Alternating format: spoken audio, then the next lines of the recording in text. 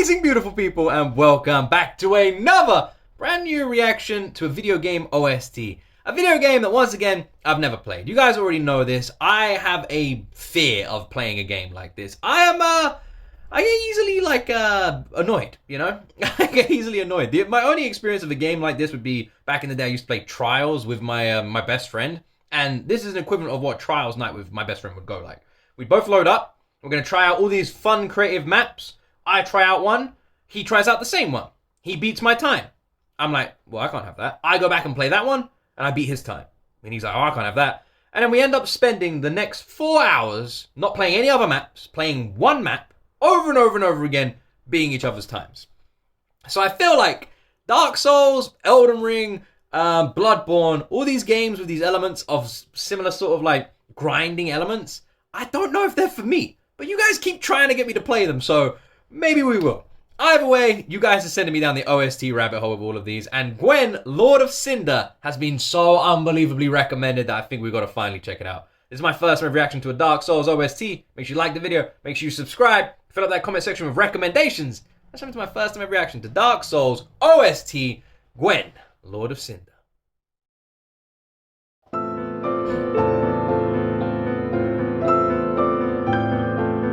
How would you say that guy's name? Motoi? Motoi? Motoi? Motoi? Sakuraba.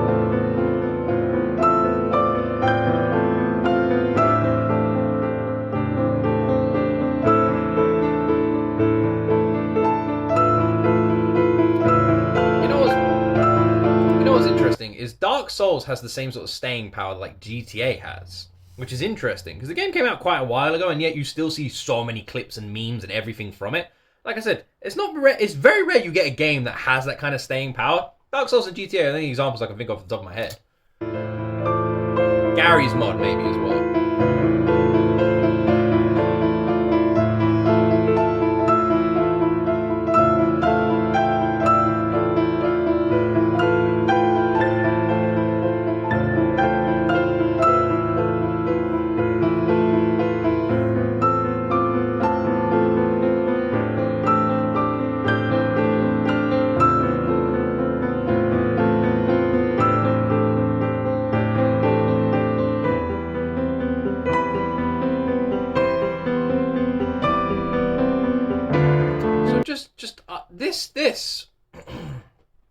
This doesn't feel like this doesn't feel like an in-game OST. This feels like a credit song. That's what I'm getting from this. Like, I can imagine the credits rolling. It's quite like I don't know the word, but it feels like very mellow, very chilled. I can't really imagine a game like Dark Souls where it's all like you're just fighting and fighting and fighting. Where there's a scene where this would play. It feels like an ending song. Like either the end, something sad has happened, or the credits are rolling. I don't know. It also feels very, very dark as well. It's got like a really element of sadness, the instrumental here. It's very beautifully done.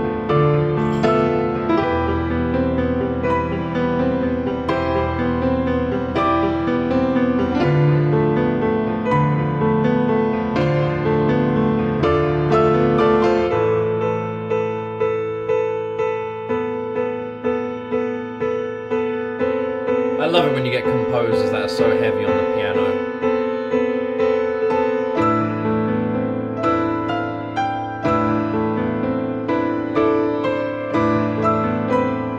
Amazing how you can convey so much with so little. We see composers having a million different instruments, right? Obviously it's an exaggeration, but you know what I mean when they're creating and making these songs, right? Anyway, this, it's just all piano. It's all piano. There's other elements in there, but it's the piano is what's creating all the emotion, all the feel, telling the story. It's the piano. It's amazing how it's conveying all this emotion on its own.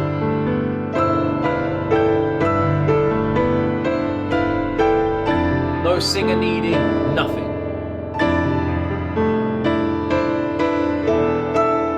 I don't even know if there are any other elements in there. It might just be a raw piano performance.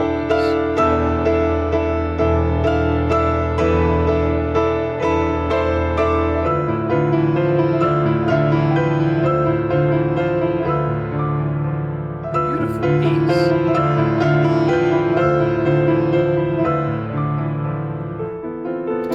interesting how this OST somehow has elements like where it could feel completely what's the word?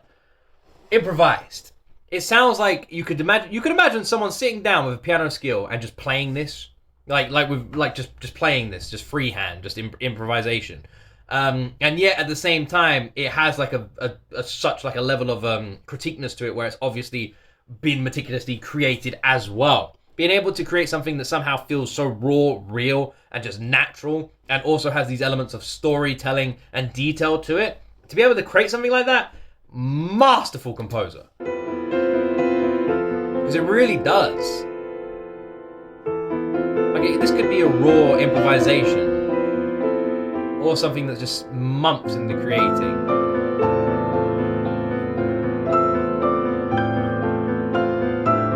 I refuse to believe this happens in the game, though. It's an OST, I don't understand.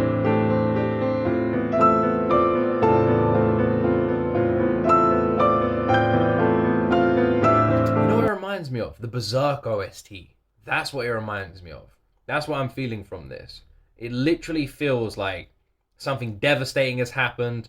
Like, in my head, I'm just thinking, like, something absolutely awful's happened. This character is just, like, walking out of, like, I don't know, some burned building or something, and just walking off into, like, a forest with, like, their sword dragging next to them. Like, the horrors are left behind them, but they're still haunting them, and off they go. That's what it feels like. The end of something, not the beginning. Not a fight, just, like, the end.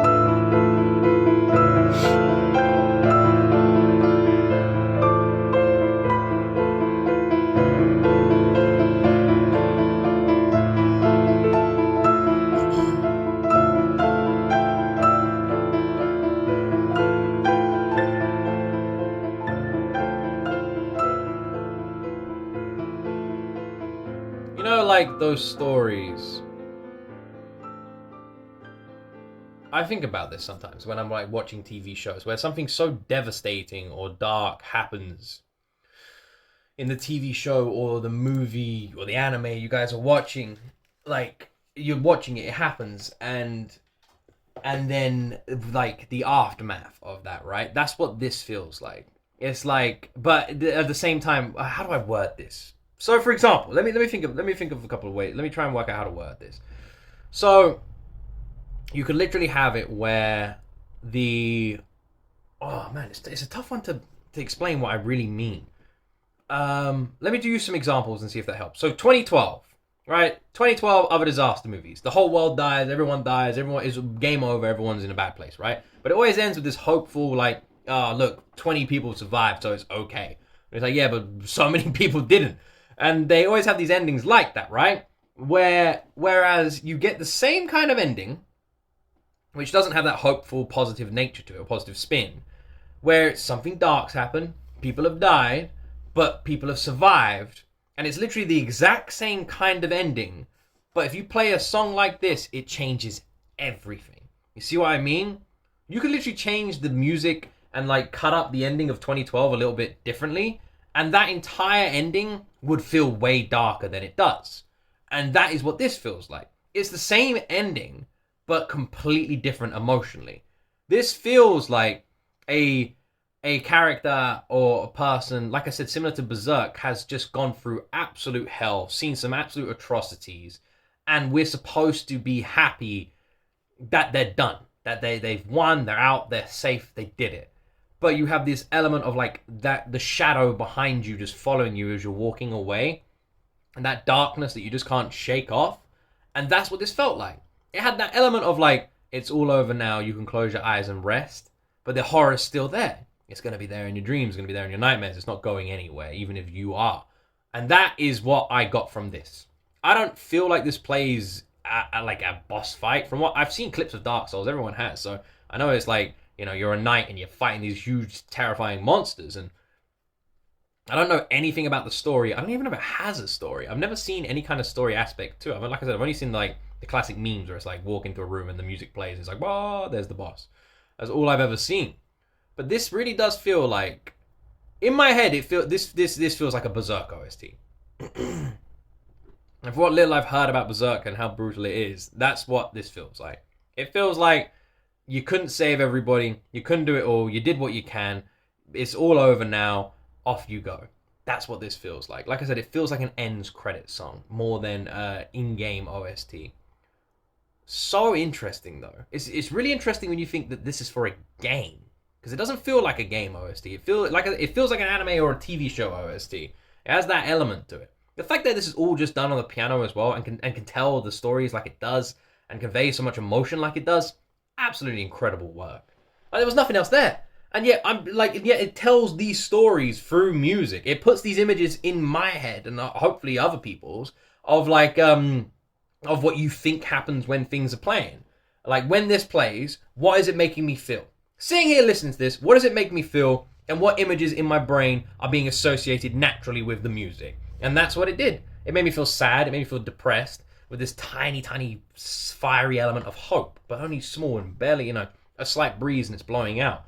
And that's what I got from this. I painted the pictures based on my short knowledge of the game, with the character and the fights, and that's what the conclusion I reached on it.